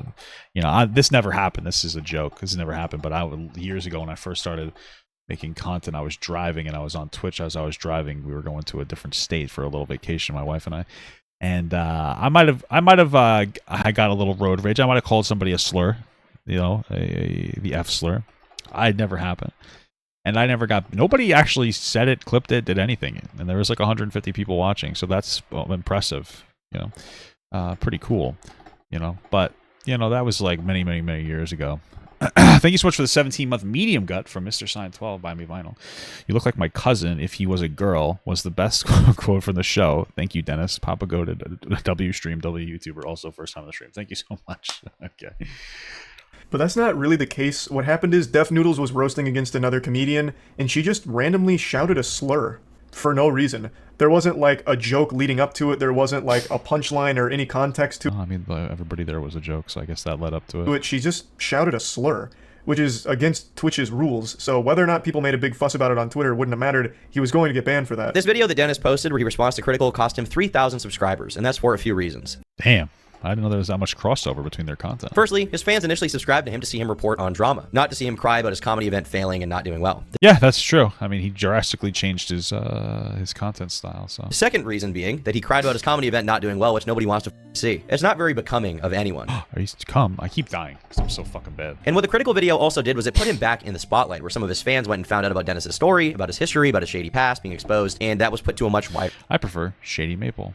Audience. You know, the Def Noodles drama from the previous commentary community stuff with Nicholas Diorio had kind of died down by the time the comedy club thing came around. If I had a penny for every time Dennis got personally offended for well, I think that the second round of my conversation with him, that Twitter space was like pretty crazy, and I know that was up pretty high up in there, and like a lot of people were talking to him, a lot of people were giving him shit for that. There was like a very negative perspective on him, and then like I remember Nicholas got upset with me because when I came in to talk to Dennis and Nicholas was about to talk to him, but it's like it was kind of my conversation. Dingus, you know. But I think it was still kind of riled. Again, he should have just never changed his content style and he would have been fine, but, you know. Being criticized for stupid actions, I'd have enough money to have my own terrible comedy event. He had been placed under a much higher level of scrutiny, and everything he did from now on would definitely have a lot of eyes on it. Definitely. Noodle. Made things so much worse when it came time for the second Super Roast Battle, which was, well, it was a success in a way, I guess you could say. So now I have to introduce someone who I doubt many of you are familiar with, and I didn't really even know who he was before I was getting into the Def Noodles lore. Mike David, the host of Red Bar Radio. Now, Red Bar is a fan-funded show that talks about all manner of comedians and e-celebs, with Mike himself having a big distaste of people like Ethan Klein and Def Noodles. Okay. Mike tried to warn Def Noodles that attracting Ethan Klein's audience could be deadly, because if he f***ed up, if he did something edgy, they would immediately drop him, right? Yeah, there's a level of truth to that for sure. I mean, I think he already had that similar audience because, like, that's the T audience. I think that Ethan's audience is like that is that T audience that he got from Trisha Paytas. So, but yeah, sure. They're not really there for him as a person. They're there to see him tear apart other people in the most brutal way possible, even lie about them. And these kinds of people are not the kind of people you want watching you because they're going to turn on you in an instant. That's true. I mean, if they're there for that like angry energy, they're going to turn it on you the second they feel like they can. It's, yeah, absolutely 100%. Very careful around the clients. Every week I would see Def Noodles not reporting on the crimes of the client. So Mike devised a plan, right? He devised a plan to get involved. With Def Noodles posting so much horrible content and being a bad comedian, being eaten alive by his own audience, he wanted to get in the thick of things a little bit. He wanted to influence things. And he pulled off some serious puppet master shit. He explains this on his show. He's like, what if I promoted the tickets to the second roast battle to my audience to fill up the room with my own people who don't like Dennis? Not only that, he employed the use of one of his goons by the name of Salvo. Now, Salvo is kind of a degenerate in his own right, and his kind of small career at the time kind of fell apart after this. But yeah, you know, I think, yeah, I remember that guy. We didn't have a particularly good interaction. He's very inflammatory, but doesn't really know how to... Yeah, that's pretty much it. I mean, it's not even worth talking about, frankly. That's it. Yeah. He did genuinely do some funny shit here, and I wouldn't take that away from him, okay, as much as I don't love Salvo. He shows up in a limo with the intent to derail the entire thing, to give Def Noodles a taste of his own medicine. So this was great to see. Patojo! Dennis! anybody here for Dennis Noodles? Oh, it's silent. It's silent, Dennis! Make some noise! If you're here for Red Bar or Sour Pancakes! Red Bar! We're singing Hum Dog. Tears are Oh, in our thank eyes. you. That's We're all we want. hugging each How many other. steps it takes to get to the stage? 1, 2, 3.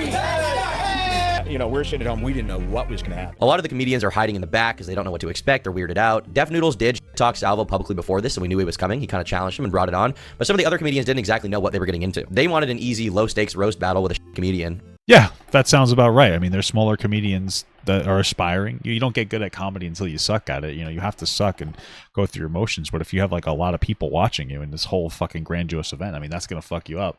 And considering that was really Dennis's only pull, I imagine that probably hurt him locally. When it came to like his reputation, because it's like it's not a low stress environment where people could just kind of make mistakes and be silly. It's a high stress environment with a lot of people watching. Frankly, he never should have even put it on Twitch. That was kind of a mistake in the first place, or any streaming service, you know. But yeah, he did, so which makes sense to make it from a monetization perspective. It makes sense, but And they wanted to get paid, and they didn't exactly get that. Make some noise for Dennis not being funny. Hey-oh! God damn! Evan wears glasses so people won't think he's threatening.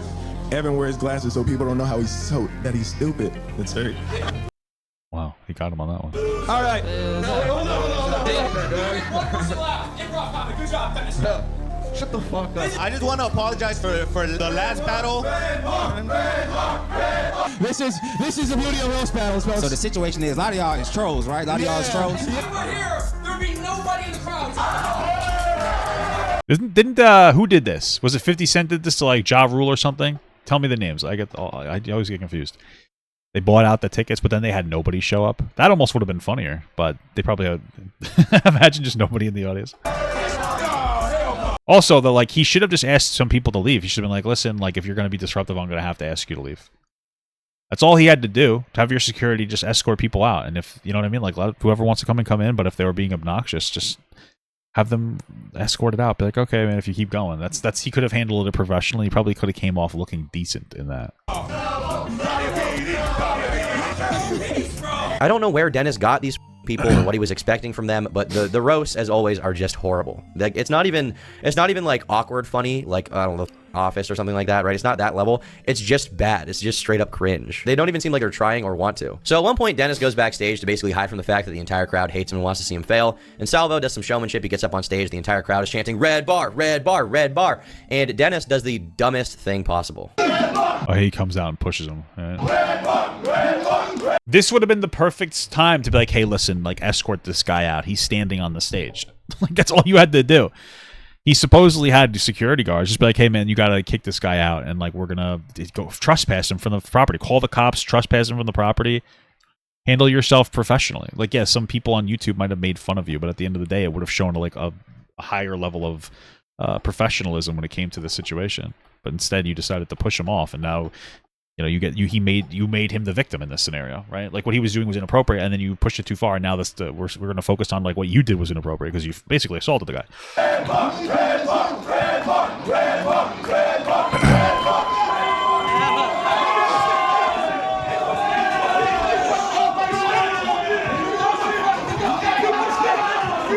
This is a pivotal moment in Dennis's career, and the perfect thing that everyone needed to show that he was a loser, a horrible comedian. Was it really a pivotal moment? The guy was already falling off pretty tremendously. I don't think that this specific event really had that much to do with anything. Well, the pushing at least, but maybe I'm wrong. And someone who couldn't take criticism, who couldn't take the mockery despite dishing it out. There's nothing people love more than a commentary channel who makes their living off of criticizing, making fun of other people, who when criticized themselves can't take it. It's like a beautiful, beautiful thing when people get it. They're like, nom. When he was being made fun of, he acted like a little baby. He shoved someone. And not only that, when he lost the moment he challenged YouTubers to show up to his event. Probably. Yeah, I mean, like he should have maintained a boundary and just not really had YouTubers go, but like he still had a level of success. He would have been able to pull it off. I don't know. He made so many mistakes. It's not even worth considering it. Because what are you going to do, you know?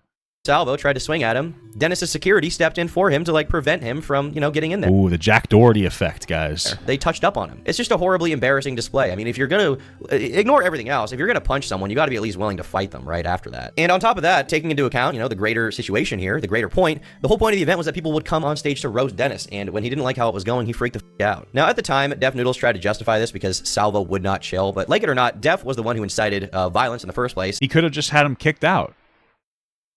You just have the guy kicked out. He could have just had him kicked out. It would have worked out so much better for you there, dingle.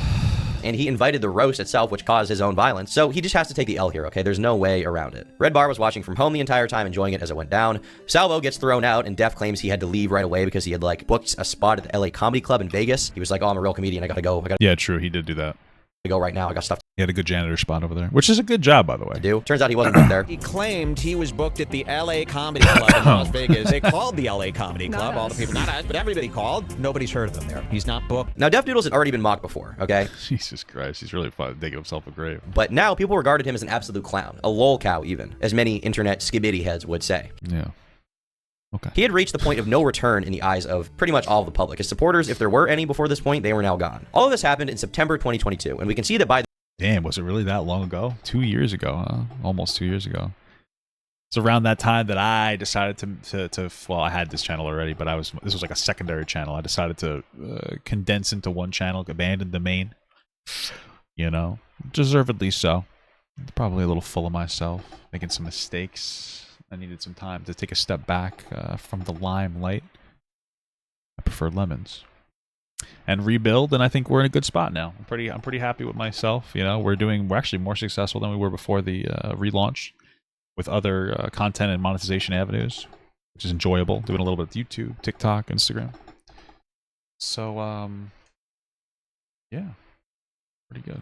Phantom Tax. At this point, his channel was already not doing well. He hadn't been uploading the terrible content that paid the bills, and instead was constantly posting about the drama that involved him. The original VOD of the second roast battle itself, which was watched by millions of people on the Penguin Zero channel, probably hundreds of thousands on Red Bar Radio. Every commentary channel reacted to this and cringed at it at the time. The VOD that was talked about so much only got 28,000 views, which is less than a third of the typical views that Dennis was getting beforehand. People didn't even want to watch Dennis's videos anymore. They didn't care to see him. They cared to see other people make fun of him. They just wanted to see him fall off, and fall off he did. I'm not skibbity. What the fuck, dude? War never changes. Wow. Since the dawn of humankind, when our ancestors first discovered the killing power of rock and bone, blood has been spilled in the name of everything. From God to justice to simple psychotic rage. Armed conflict has always been horrible, no matter the weapon. But World War I was a game changer. The introduction of semi-automatic weapons, machine guns, gasoline-powered vehicles like tanks, modern concepts of artillery and bombs, fundamentally changed the way war was conducted, and for that we paid. They also had ketchup gas. That was pretty crazy. Price. The constant bombardment of artillery and you can think us by making merch that we keep bothering. I don't know how to make merch, dude. I don't understand it. I don't understand it. I see I want to go on a website and do it, but I don't know how it works. Like, I want to just be able to throw a design on something. You know, maybe a hat. I wear hats a lot. Maybe I'll try to find hats and I'll send you hats. I don't know what to do. Machine guns created a nightmarish wasteland between the enemy's lines, littered with tree stumps and snarls of barbed wire. In battle, soldiers had to charge out of the trenches and across no man's land into a hail of bullets and shrapnel and poison gas. They were easy targets, and casualties were enormously high. By the end of 1914, after just 5 months of fighting, the number of dead and wounded exceeded 4 million men. This Jesus Christ. place is precisely where Dennis's channel was in 2024. No one even wanted to touch him. By October of 2022, he could barely even break 10,000 views. I remember when Dennis was like had this whole, I think it was a post on his I want to say it was a post on his Reddit or something where he was talking about how he can't even get a job anymore or drive a car. He can't even get a job or a car. Doesn't even have a car, and he can't even get a job to work at a certain place because of how bad his name was on the internet. And then somebody showed me him because he had like a third vlog channel with like no views where he was driving his Tesla. It was just so interesting. On his channel. By December of 2023, sometimes his videos wouldn't even crack 10 views. Also, sign up. Please talk about Def Noodles. I don't want to talk about Def. I don't want to talk about Def Noodles. You know. Yeah. Then the reason that Ethan doesn't want to talk about Def Noodles is because he's afraid of me. That's the reality. That Ethan never really acknowledges my existence because he's afraid of Papa Gut. Because he knows that Papa Gut is the better Ethan Klein, and if he lets his audience know about me, that's just going to start this cycle of his diminishing career. And that his wife probably has a crush on me. Let's be honest here. Why wouldn't she? You know? And I think that he also knows I like women with kids. I don't know what I'm saying anymore. I'm just being fucking stupid. Dude's been getting like absolutely dogpiled by everybody. True. I'm not going to do that. Part of the problem here is that being called Maybe he's just paying it in full. Dennis stayed away from criticizing Ethan, so he's staying away from criticizing Dennis. Yeah. called out for all of his actions basically broke his spirit. He clearly didn't have the drive anymore to make real videos for whatever reason. So his main channel became the home of bait content. He would post short videos with whatever random title he could come up with, baiting whoever was left there to hit. I did a poop fart, I think was one of them. Something along those lines. If that's not entirely accurate, it is close enough. Attention to him. In most cases, it was really not working. Meanwhile, he had started a new channel to talk about the same area of content that someone like Critical would, calling out Neon, Sneeko, and even venturing into hip-hop drama. But none of the this is when we found out he was like 40, though, so it's a little bit weird. Videos really popped off, at least at the time, with his viewership sitting at around 1,000 views per video for months on end on this new channel. These videos weren't particularly good either. They were the same low-quality slop he was posting before, just for a new area of YouTube, one that already hated him. I don't understand. It doesn't. What do you think about that, dude? Hold on. No, old Papa Gut to new Papa Gut. Let's see what this ugly fuck. Look at this guy. Beta. No. He has no traps. No biceps. He's probably got no hair. What a loser. But he does have a Willie Mac hat on. He is wearing a Willie Mac. He is sporting the Willie Mac hat. Is what he's wearing. I was wearing my I Am Knuff hat here. But this guy's wearing a Willie Mac hat. But is he wearing it like a cool guy? Is he wearing it like a cool guy? We've been hitting the gym, guys. Okay. So we're going to show off the gains. Oh, I want to show you my nipples. It's kind of not bad, though. Pretty decent. All right. He's got no guns, no hair. He looks like he's dressed like Santa Claus, because he is. That's my outfit. Beta seem like he's making any active improvements on how to engage with his content. What is this? It doesn't seem like he's trying to actually like, oh, listen, oh, I'm not really prepared for this one. So what should I do? Oh, 5 days later, I'll make another video where I'm also not prepared. It's like, oh, that makes a lot of sense, man. The reason that he's not like popular anymore is his own fault. Not like that, oh, you know, you caused this to happen. No, it's just like he's decided not to get his shit together and start like actually making content that people want to see. Like I see he has 2 channels where he just like shit posts here. He's gotten a view surge because of the Sunny V2 video, but these numbers are like sub 1,000. You think it's you think that Turkey Tom's watching the content, or he's paying a gooner to watch my content? We don't know. We'll never know. Never know. Like generally speaking, I like that hat better. This is view surge is just because people like look. That's not true. I like this hat is better. Brought to you by Willie Mac, but this pat matches the outfit better. You know what I'm saying? That's what it comes down to. Got him for once after a long time. This is his new channel where I don't know. He does not doing particularly well. You know, I think. Hi folks, somebody amazing. Today we're talking about incredible. Meanwhile, he had basically become a meme to his biggest former collaborator and champion, Ethan Klein. Let's see, best YouTube drama news coverage was Def Noodles, who had quite a year. He loves me. Some categories are cursed, and apparently that's one of them. Oh yeah, he criticized Tana a lot, right? But then Ethan made up with Tana, so that adds another little poop in the wrench. I wanted to see what I was getting into today, and I watched last year's, and I saw that you had him as a co-host. Yeah. If that's any predictor from your guy, where you guys will go from here, not good. Damn. Damn. I almost didn't show up after I saw that. Yeah. I was like, this is what we are now? But no, I realized that we had to come in and clean up the mess that's going on over here. Thank you, man. I All appreciate the commentary that. bros lurk. Yeah, it's because they like the fit, bro. I'm feeling good. We're doing it again. I don't care. Now, you know what? I don't feel like showing my quads. They are pretty fucking big, though. The quads are the money maker. Okay. I'll make an OnlyFans Papa Guts quads. Need help? You're used to cleaning up messes. Mm-hmm. Usually involves, you know, heavy machinery, but... All right, enough of that. Who's this guy over here? One funny side note during this time is that John Jones came to his comedy club, and the footage from that night was later used to kind of jokingly prove that John Jones is gay. Yes, that John Jones. Who the fuck is John Jones? UFC fighter, wife beater John Jones, that oh shit guy, you know, champion of the world. He went to Def Noodles Comedy Club, which is, I mean, awesome. John Jones is a deeply closeted homosexual man. Meanwhile, same here, brother. On Def's Reddit account, he was making some very, very concerning posts. I am a manipulative, attention-seeking. Help me, guys. I'm a manipulative, attention-seeking. I can't help myself. I'm addicted to attention. I need it all the time. I don't know who to turn to fix this. I'm starting to become like Boogie2988 minus the fat. Thank goodness. Please. Even Boogie's more relevant than this guy. Please, if anyone has any source of advice out there, please help. I don't know what to do with myself, and I feel awful now that I realize this. No, this is real. At least I'm not fat. Also, don't care if people like me or not. People liking me. At least I'm not fat. Is that what he said? That's funny. He never actually put money in my bank account, so I guess he just wants attention. I think I'm going to kill myself. I don't see any other way out. Oh my god. No, I wasn't. I hated myself more than I hate myself now, and that's all that really matters. I hated myself so much I tried to kill myself 3 times in the last 2 years. I did. Irrelevant. I mean, like, that's terrible. You should never try to do that. But if you're gonna, I mean, how many things can you fail at? You know what I mean? Come on. News. Since I ended the relevant news, I only tried to kill myself twice. That's an upgrade. Jesus. These were very disturbing, as he was essentially begging his fans to convince him out of phantom taxing himself. The guy had lost everything he had on YouTube. It was all his fault, and he knew it, which is the worst part. He was looking for the easy way out. Eventually, he wiped both of his channels and changed his profile picture to a black screen, leading many racist, am I right, guys? to believe he was about to do something irreversible. Thankfully, he apparently told another YouTuber, collaborator of his, that he was okay, but that was basically all the information we got here. You know, there was a lot of speculation at the time around if Def Noodles would be okay. But as of now, he's left the internet, and we don't know if he's coming back anytime soon. I mean, I'm pretty sure he has a lot of money from, like, his dad, so he'll be fine. You know, as fun as it is to shit on Def Noodles, I don't really want to do that.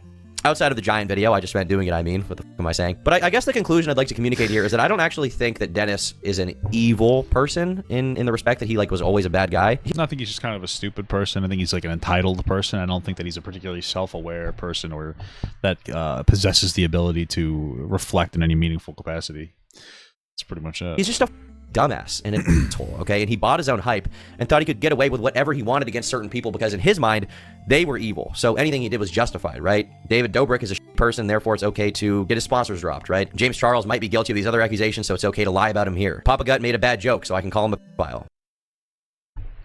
It's me. Again, you didn't address the hypocrisy of, of him doing the same thing Keemstar did to him, by the way.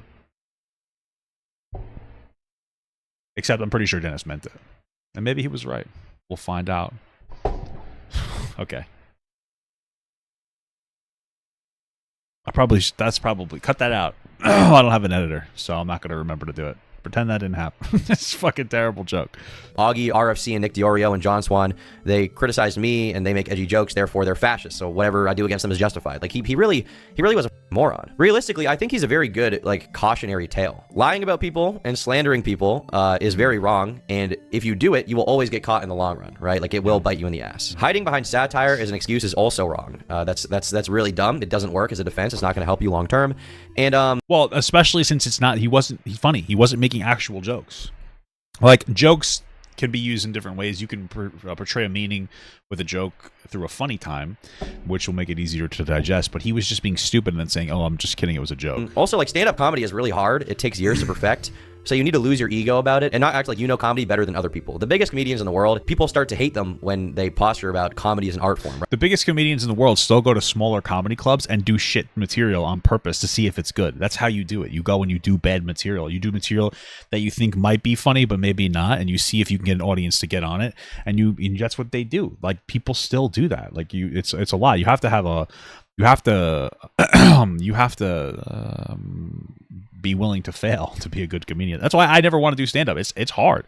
I know I'm not funny enough to do that. So right, because it's pretentious, and the point of comedy is to not take things too seriously. But Dennis, like, he was like a philosopher of comedy, and it looked gay. It did. Just because you're a silly YouTube guy, okay, doesn't mean that you're funny. I think if Dennis really wanted, he could come back to YouTube. Honestly, well, yeah, he could. But like that. Well, Dennis had this idea that because he was popular and he thought he was making jokes in some of his video, like the famous joke of "I'm actually a Minecraft cat." That was like a huge part of his success. You know, he thought that any level of success meant all success. But if I dropped this channel right now and go made a video game channel, it would not do well because I'm not a video gamer, right? Just like he is not a comedian. So, baby love, when are you leaving to go deliver your package? And if he made really good content, I think he would be fine. And this is something I firmly believe about pretty much anyone online. Like, if you make really good content, you can be fine. But the problem is that with everything he did, he had to atone for his actions first. Or content that resonates with people. We do not make good content here. And through him participating in life ruination for other people, he basically got his career ruined, and it's all his fault. If he were to come back, it would take time. It would take months, maybe even a year or years. But I'm a firm believer in the idea that if you... He would have to come back, make a new channel. Well, he have to come back, figure out what content strategy he wants to engage in. Make a new channel, first of all, because he bombed the shit out of that algorithm. Make a new channel. Make sure that his content is also curated to for TikTok and Instagram. These are the three big ones, and the pay is becoming more competitive. So ideally, with the type of content he was making, he would do like 8-minute videos where let's say he talked about like 5 topics. Guess what? That's one YouTube video. That's 5 TikToks. That's 5 Instagrams you post per day. You take that one aspect of it and you put it out there as partially a plug to people who want to watch the whole thing on your YouTube, and you put it on YouTube Shorts too, or for people who are just going to consume it like that, to consume it like that. That's it. atone for your actions. If you apologize for what you did wrong, My wife you is not don't well. do it again. You show genuine change. And if you make good content people want to watch, then they will watch it. They will, honestly. But if he ever makes the same mistakes again, if he ever even gets close to that territory, he's going to have a rough time. Hopefully, he's doing some serious soul searching in his absence from the online world. And hopefully, if he ever comes back, he'll be a much better person. Or maybe he'll continue to be a shithead. I don't know. Thanks for watching. I don't hope or not hope in any direction. I just don't care. This video that I made. I will see you all tomorrow in the next video that I make. Goodbye. All right. Cool stuff, man. Happy I watched it. Yeah.